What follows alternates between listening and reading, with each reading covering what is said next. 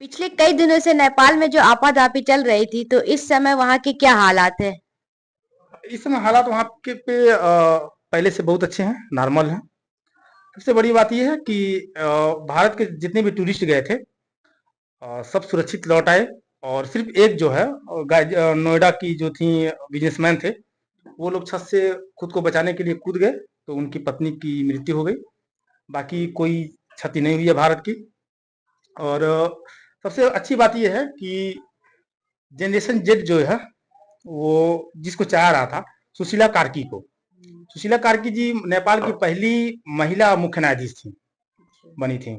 और भ्रष्टाचार के खिलाफ तमाम उन्होंने कई नेताओं को जेल भेजा अपने कार्यकाल में। उनको अंतरिम प्रधानमंत्री नियुक्त किया गया है फिलहाल में। और सबसे बड़ी बात यह है कि वो यहीं हमारे भारत से बीएचयू बनारस हिंदू विश्वविद्यालय की टॉपर रही हैं, यहीं से पढ़ाई लिखाई उन्होंने की है। तो ये एक सकारात्मक पहलू है भारत के लिए, हम लोग हम सभी के लिए। और फिलहाल स्थिति नियंत्रण में है, सेना ने कमान संभाल लिया था। और आगजनी वगैरह की जो घटना हुई थी वो अब बंद हो गई है नेपाल में। उम्मीद करते हैं कि धीरे धीरे सब शांत हो जाएगा और पहले जैसे पटरी पे नेपाल लौट आएगा। 6 महीने के लिए ये बनी है, अंतरिम प्रधानमंत्री बनी है कार्की जी। और उम्मीद करते हैं कि अब जो है जनरेशन जेड जो चाहता था वो हुआ, वही हुआ है। लेकिन अब ये है कि 6 महीने के लिए तो ये कार्यभार संभाली है, 6 महीने के अंदर नया सरकार का गठन करना है, चुनाव कराना है, जो भी करना है। अब ये देखना है कि किस तरह का सरकार निर्माण वहां होता है, ताकि फिर से जो है युवाओं का गुस्सा न भड़के। जैसे युवाओं का गुस्सा भड़का क्यों था?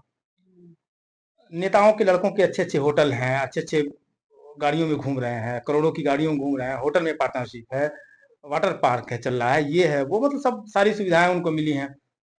नेताओं के बेटों को नेपो किड जिसे कहा जाता है। ब्रांडेड यूज कर रहे थे, सारे हाँ, बैग्स और सब कपड़े। कुछ, हर चीज ब्रांडेड। और नेपाल में आर्थिक असमानता का मतलब ये है कि दो घर हैं, सपोज दैट ये दो घर हैं, एक घर करोड़पति है, एक घर किसी तरह दिन भर मजदूरी कर रहा है तो खाना खा रहा है। तो कितना बढ़िया असमानता है, आर्थिक असमानता जब धीरे धीरे फैली। बेरोजगारी सबसे बड़ी वहाँ की समस्या बेरोजगारी है। सोचिए कि वहाँ के नेपाल के नेपाल से जो है रूस वगैरह में लड़ने के लिए जान देने के लिए, मतलब ऐसा जाना देना कहा था ना कि अगर रूस वगैरह से लड़ाई होती थी तो वहां से सैनिक खरीद के जाते थे, लड़के युवा खरीद के जाते थे वहां लड़ाई करने के लिए, जान पे खेल के।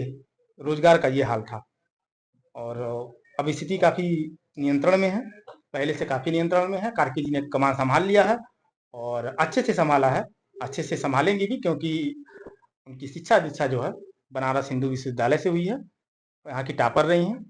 और वहाँ मुख्य न्यायाधीश रहते हुए उन्होंने कई नेताओं को भ्रष्टाचारी के आरोप में जो है जेल भेजने का काम किया है। तो फिलहाल 6 महीने का सरकार समय मिला है। और जाहिर सी बात है, पड़ोसी देश है, पड़ोसी, और नेपाल से हम लोग का रोटी बेटी का भी संबंध है।